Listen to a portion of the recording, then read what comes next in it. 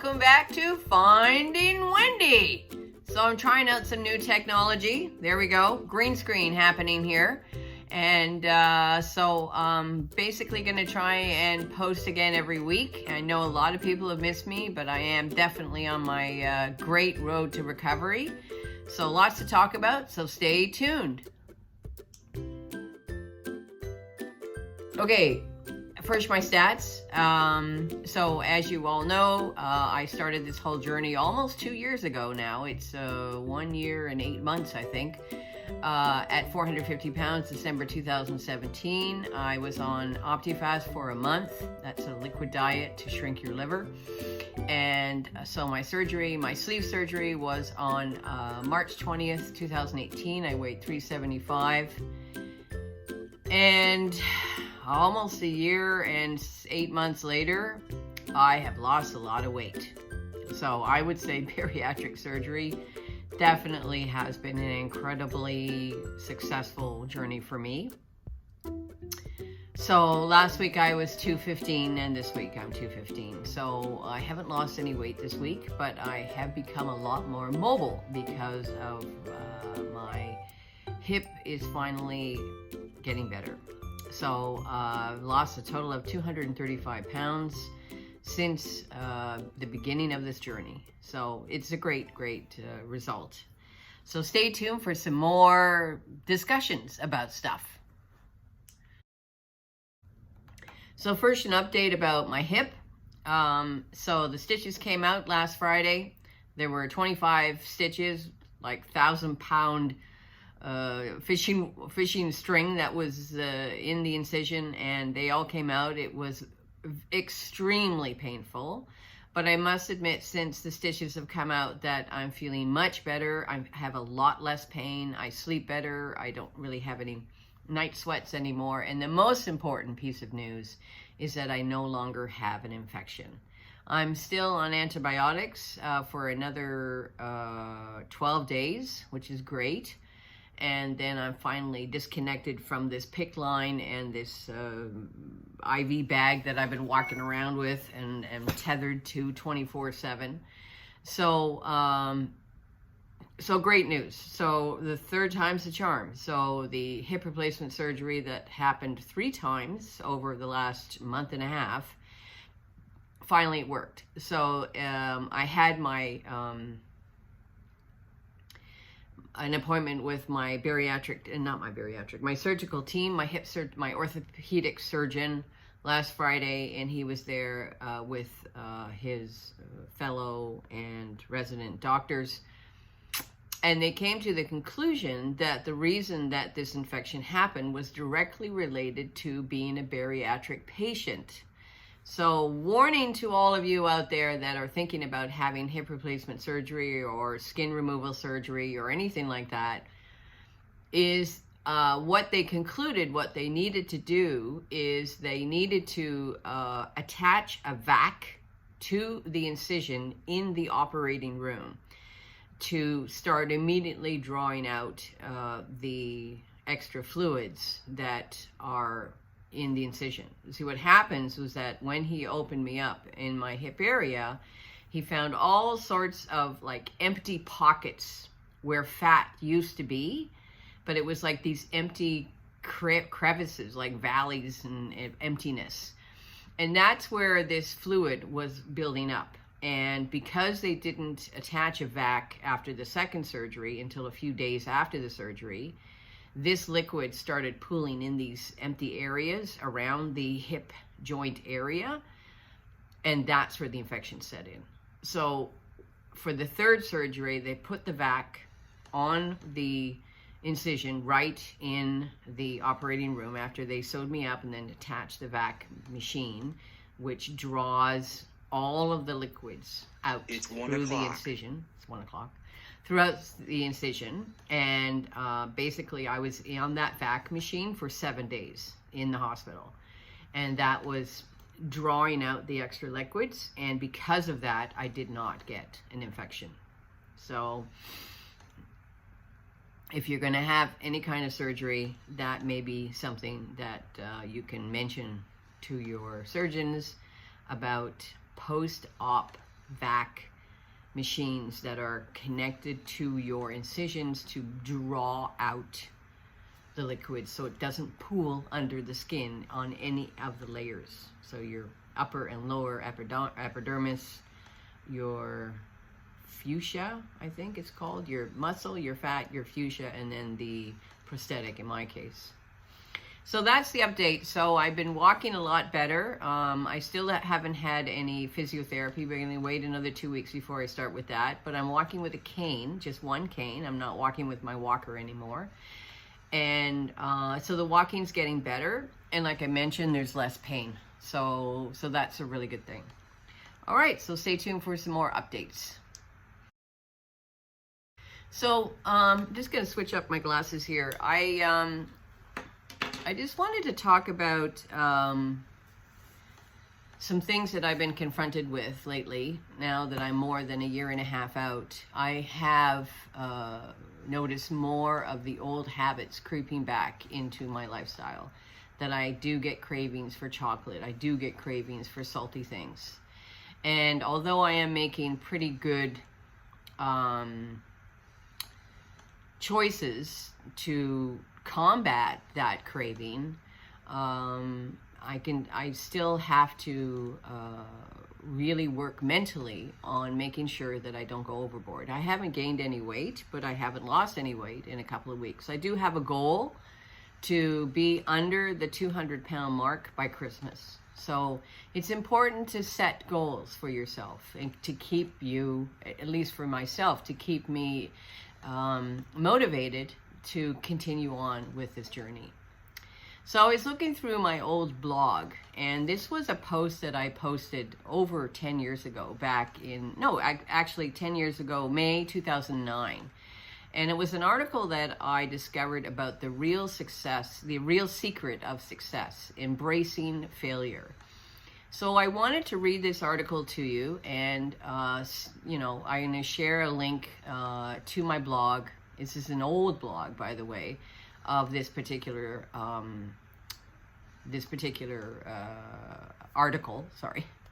But it really helped me when I was thinking about how everybody struggles a year and a half out, even a year out, after your bariatric honeymoon, that some old habits are creeping back in, and that it is really a lot to do with your self-discipline and your motivation. So here's the article. Embracing Failure, the real secret of success, by Jennifer Howard. What do these people have in common? J.K. Rowling, Steve Jobs, Oprah Winfrey, Winston Churchill, Michael Jordan, Walt Disney, and Henry Ford. Besides being household names, these are only a handful of extremely successful people who credit failure with making them achieve greatness. Yep, failure. So what, you may ask, does this have to do with health and weight loss? Simply this. The theories and practices of accepting failure can actually contain the seeds of success when it comes to transforming your health and body. This is because failure, scientists are learning, seems to be hardwired in the brain to equal learning. The more wrong we are, the quicker we learn.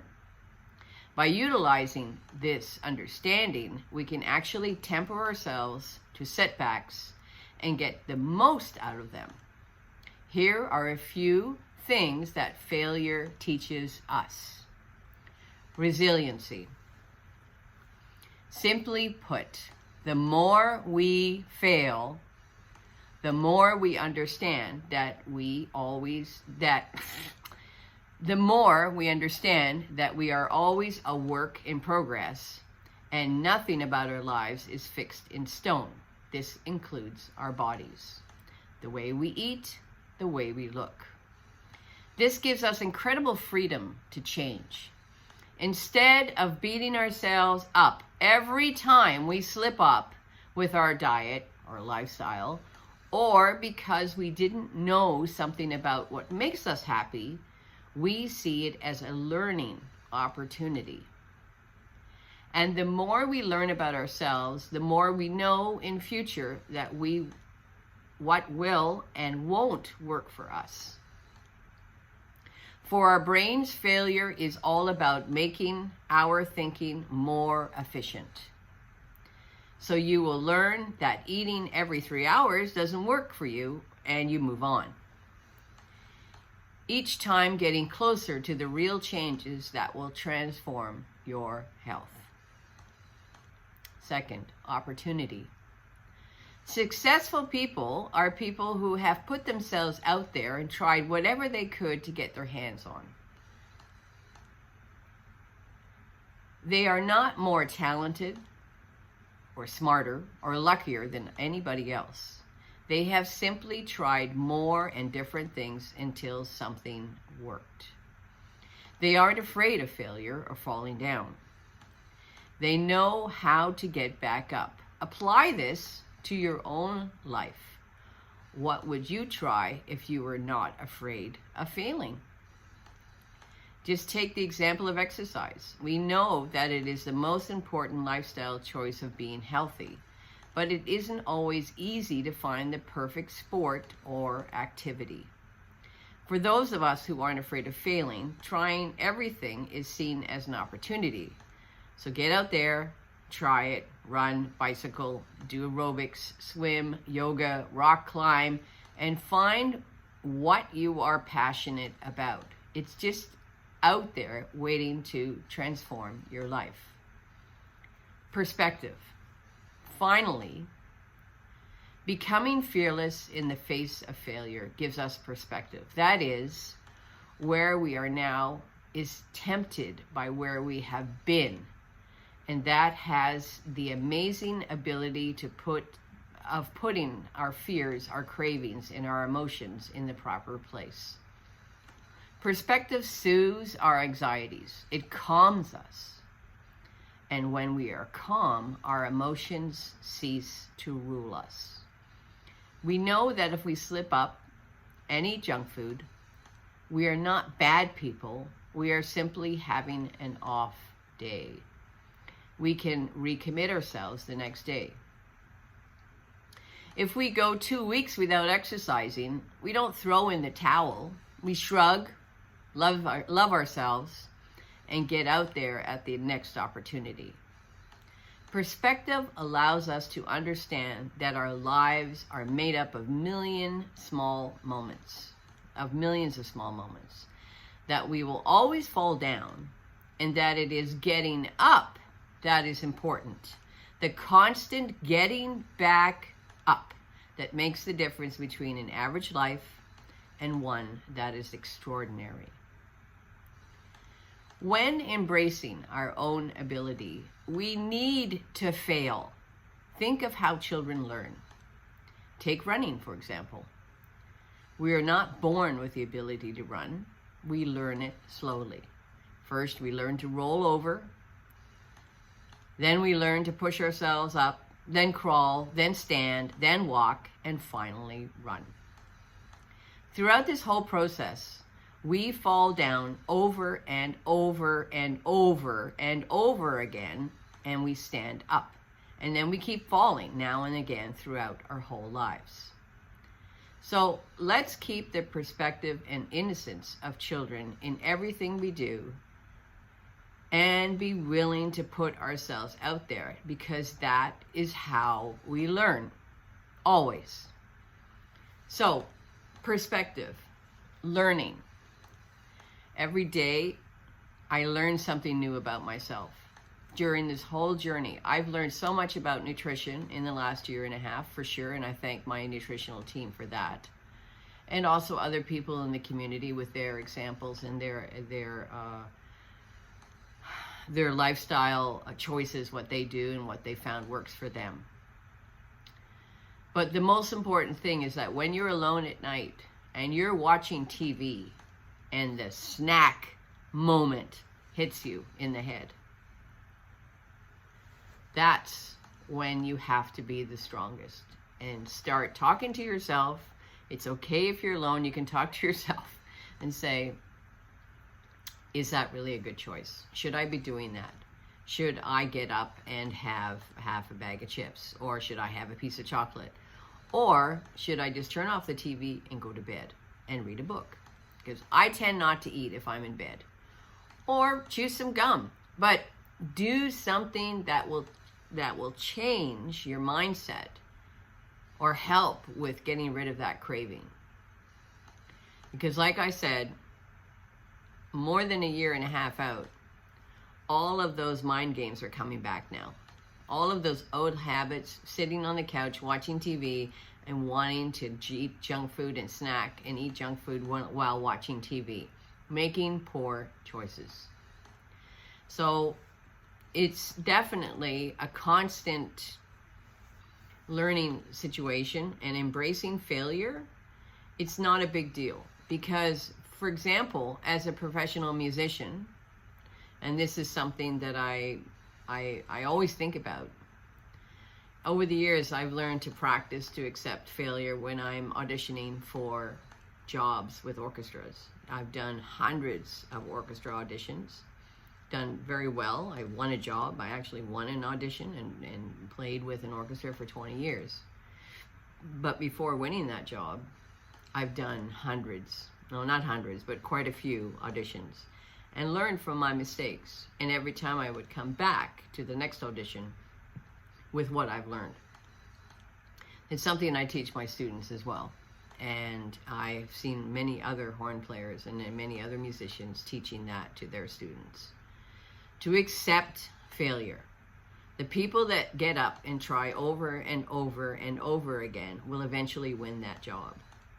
So if you get up and try over and over again, as far as your lifestyle change in making sure you don't eat this junk food, that you do eat the right things, and you do continue with your weight loss, or you don't have a weight gain. Because having bariatric surgery is definitely a magic pill for the first year. But then again, after that year, that honeymoon is over. That bariatric honeymoon is over. The weight loss slows right down, and you've noticed that you can eat way more, and you can eat stuff that doesn't give you dumping syndrome. I haven't had dumping at all. I have a sleeve. I've never experienced dumping. I eat chocolate. I eat fat. Doesn't affect me at all. So you're back to square one in a sense, that you've lost all this weight, but now you're at a point where you need to continue. My goal is to be under 200 pounds, so I'm not done yet, and I will continue to keep on going. So I pledge to you that I will keep going, and I am going to try and be under 200 pounds by Christmas. So that's my goal. So I think that's about it for this week. Thanks so very much for checking in on Finding Wendy. And next week I'll have some more updates about my hip. And I probably will start working soon. I'm not working yet, so I'm still dealing with money issues, but that's another story altogether. So thanks very much for watching, and we will see you next time. Bye-bye for now.